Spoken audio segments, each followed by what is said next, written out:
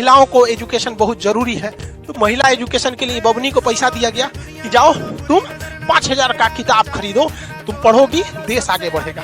तो 5,000 रुपए की किताब के लिए इनके पास क्या भेज दिया गया, QR कोड भेज दिया गया, क्विक रिस्पॉन्स, तुरंत इनको पैसा मिल जाएगा। ये सोचेगी, सोच रहा 5,000 की किताब खरीदने से अच्छा है ना चलते हैं ब्यूटी पार्लर में मेकअप करवा लेते हैं। मेकअप में बढ़िया पैसा लगता है, कुछ पोत देती हैं सब, एगो झाड़ू रख ले रहती है छोट साइज का, अखिया उठा देती है, ऐसे छज्जा जैसे बना देती है सब। तो मान के चलिए मेकअप करा लेगी। अब मेकअप करेला के बाद कहेगी देखिए हमको मोदी जी ना 5,000 रुपया का QR कोड दिए, आपको पैसा चाहिए था, लीजिए स्कैन कीजिए।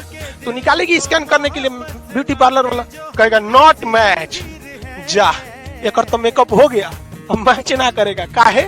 काहे कि जो NPCI है ना, इसने क्या किया है कि 5,000 रुपया का QR कोड एकरा मोबाइल में तो भेजबे किया है, साथ ही साथ जिस किताब के लिए भेजा गया है वो किताब कहाँ बेचती है, जहां वो किताब बिकती है उस दुकानदार के पास भी है वहां पर, तो वही किताब ये वाले में मैच करेगा। समझ में आ गया कि नहीं आ गया? दूसरा कोनो चीज में मैच नहीं कर सकता है, ये फायदा है। इसीलिए इसे कहा जाता है कि स्पेसिफिक पर्सन ही यूज कर सकता है और उसी काम के लिए यूज कर सकते हैं जिसके लिए इसे भेजा गया है। ये QR कोड जो है ई-रूपी का, ये बनेगा कैसे? अब देखिए कैसे बनेगा, उसमें बैंक बनाएंगे, सब बैंकों की जिम्मेदारी है। अभी शुरुआत में कुछ बैंक है जैसे SBI, HDFC वगैरह वगैरह, धीरे धीरे सारे बैंकों को इससे जोड़ दिया जाएगा।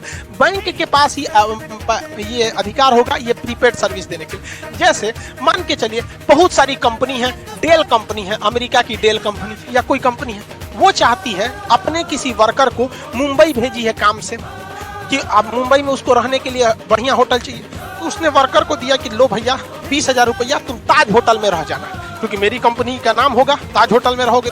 लेकिन वर्कर सोचेगा ताज होटल में ना रह के कोनो और होटल में रहते तो पैसा बचा लेंगे, तो कंपनी को लॉस लगा कि नहीं लगा? तो अब कंपनियां क्या करेंगी, धीरे धीरे जब ये एडवांस होगा तो वो क्या करेगा, डेल कंपनी किसी बैंक को कहेगा कि हमको 20,000 रुपया का ताज होटल का एगो कूपन दे दीजिए, QR कोड दे दीजिए। तो ये 20,000 का देगा तो कुछ अपना चार्ज भी लेगा, 20,000 का देगा। तो अब बताइए ये आदमी जो कंपनी थी या सरकार थी उसने कूपन बनाने को दिया, तो ये बैंक किसको रिक्वेस्ट भेजेगा, NPCI को। ये 1 सेकंड के अंदर इसको कोड बना के दे देगा। NPCI 3 गो कोड बनाएगा। पहला एगो रखेगा अपने पास कि बाई दी में कोई विवाद हो गया तो हम मैच कर लेंगे, एगो उस वर्कर बाकी बैंक को दे देगा। तो बैंक इसको देगा एगो वर्कर को कि हाँ भैया ले जाइए आप ताज होटल में रुकिएगा। एगो स्कैन करने के लिए कहाँ चल जाएगा, ताज होटल के पास। अब लो तुम ओबराय होटल में लगाओगे, किसी और होटल में लगाओगे, वो सुनबे नहीं करेगा। क्यों? क्योंकि एक जोड़ा उस कर्मचारी के कहाँ पे था, वाउचर में दिया गया था मोबाइल में स्कैन करने के लिए। एगो किसके पास था, ताज होटल के पास, और एगो किसके पास है, NPCI के पास। कि बाद में कोई विवाद हो जाए कि ना मैच नहीं कर रहा है और कंपनी का ना ताजे होटल का ही है, मैच क्या नहीं करेगा, तो ये सुलझा सके।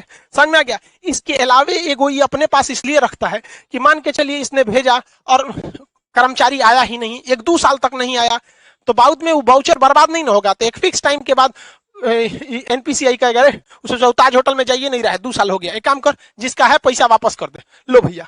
तो इतना वेल डिसिप्लिन हो जाएगा ये चीज जिसका कोई हद नहीं। अब सरकार पहले याद कीजिए, पहले राजीव गांधी जब प्रधानमंत्री हुआ करते थे उस समय की बात है, वो कहते थे 100 रुपया भेजती है सरकार तो 55 रुपया पहुंचता है। अब बताओ भाई, अब तो इसमें टेक्नोलॉजी का है, 100 रुपया भेजेगी सरकार तो 100 रुपया पहुंचेगा, और जो ने चीज काती भेजेगी वही चीज में पहुंचेगा, क्योंकि उसका जोड़ा 3 गो बनाया है। एगो NPCI रखा है, एक जिसके लिए आपको भेजा है, दूसरा जहां स्कैन करेंगे वहां पे। अब जैसे मान के चलिए किसी को, अब आप इतना तो समझ ही गए, अभी सरकार ने कुछ मंत्रालय को इसमें किया है, आगे जाके सारी चीजों को इसी से जोड़ दिया जाएगा, वही काम ही आ सकता है। कई ऐसे डिपार्टमेंट है सरकार के जहां सरकार देती है पेट्रोल भरवाने का पैसा कि लीजिए फलाना अधिकारी हैं आप, पेट्रोल भरवा लीजिएगा 10,000 का और दौरा कीजिए गांव-गांव में विकास हो रहा है कि नहीं। तो सर अधिकारी क्या करते थे, सब घर में सुतते थे सर, अब पेट्रोलों का पैसा बेच देते थे सर। अब सरकार ई ना करेगी, अब सरकार उनको 10,000 रुपया का पेट्रोल ना देगी, 10,000 रुपया का QR कोड देगी। लो बउआ तू 10,000 का QR कोड लो, और भारत के पेट्रोल पंप को भी वो QR कोड सेम दे देगी कि हमारा अधिकारी जहां आएगा पेट्रोल भरवाएगा, QR कोड दिखाए दे देना। अब अगर वो घरे में बैठल है, कैश पैसा आना नहीं है, टाइम के अंदर खत्म नहीं होगा, तो NPCI वापस पैसा सरकार को भेज देगा। अब लो, तो इसीलिए इसे कहा जाता है कि स्पेसिफिक पर्पज के लिए ही स्पेसिफिक इंसान ही यूज कर पाएगा।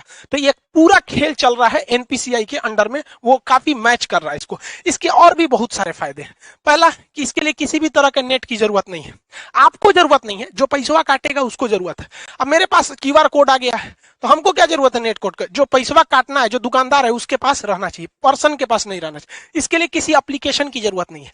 पहले आप पेमेंट पैसा देते थे यूपीआई के थ्रू या किसी के थ्रू, तो आपको कोई ना कोई, चाहे गूगल पे रखिए, पेटीएम रखिए, भीम रखिए, फोन पे रखिए, अब बड़ी ज्यादा था ससुरा पेमेंट ऐप, तो कोई ना कोई एप्लीकेशन की जरूरत है। ऐसा कोई अभी एप्लीकेशन की जरूरत नहीं है, आपके मोबाइल पे क्यूआर कोड आ जाएगा, रजिस्टर मोबाइल। दूसरा, इसमें किसी भी तरह के रजिस्ट्रेशन की जरूरत नहीं है। अभी क्या है, कोई मोबाइल से करना चाहता है तो फोन पे डाउनलोड कर लेगा, ले ससुरा केवाईसी नहीं है, रजिस्ट्रेशन नहीं है, 20 गो झमेला है, इसमें कोई रजिस्ट्रेशन की जरूरत, कोई लिमिट भी नहीं है, कितना का क्यूआर कोड बनाना है कितना, कोई दिक्कत नहीं है। अभी ये शुरुआती फेज में है, आने वाले 4-5 साल बाद ये बहुत ही ज्यादा बढ़ जाएगा। एक वक्त था, आज से 10 साल पहले लोग एटीएम यूज करने नहीं जाते थे। एगो बैंक का एटीएम था, ससुरा कौन बैंक का था, आईसीआईसीआई का था कि एचडीएफसी का, उसमें हम आज से 10-12 साल पहले एटीएम का कड़वा लगाए थे, तो अंदर लेके चल गया था, धक धक करने लगा था, सोचा हमारा कड़वा अंदर ले गया, देगा कि नहीं देगा। लेकिन आज देखिए एटीएम कितना फेमिलियर हो चुका है, तो धीरे धीरे ये भी काफी फेमिलियर हो जाएगा। अब आप समझ गए कि ये स्पेसिफिक काम में ही इसे यूज किया जा सकता है। आने वाले वक्त में सारे लोग अब ऐसे ही करेंगे। जैसे कोरोना में किसी को आपको खाना देना है, तो एक काम कीजिए, आपको मान के चलिए दिल्ली के लोगों को खाना देना है, तो आप क्या कीजिए, 1000 क्यूआर कोड बना लीजिए, और उस क्यूआर कोड का एक कॉपी तो एनपीसीआई के पास रहेगा, आपको दुइये को ना मिलेगा। तो आप क्या कीजिए, उस 1000 क्यूआर कोड को दिल्ली के होटल को दे दीजिए, और बाकी बचा को 1000 जनता को दे दीजिए। तो वो क्यूआर कोड कहां जाएगा, होटल में, खाइबे करेंगे, बाकी तो पैसा मिलेगा नहीं। तो जिस काम में जाएंगे अब पैसा वहीं यूज होगा।